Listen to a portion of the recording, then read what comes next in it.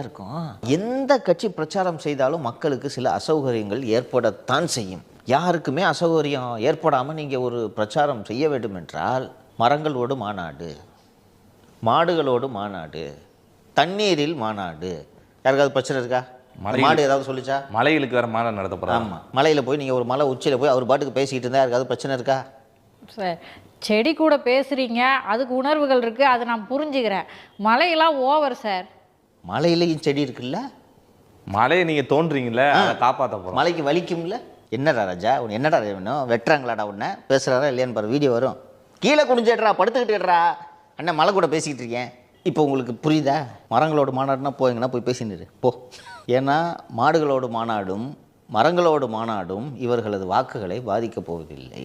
ஆனால் சார், மாடுகளோட மாநாட்டுக்குள்ள கூட இந்த வனவிலங்கு அதிகாரிகள் எங்கள் அண்ணனை தடுத்தாங்க. பார்த்தீங்களா? ஏன்னா அந்த வனவிலங்குகளை போய் அண்ணனுக்கு ஓட்டு போடுற போதேன்ற அச்சம். சும்மா இருக்கம்மா.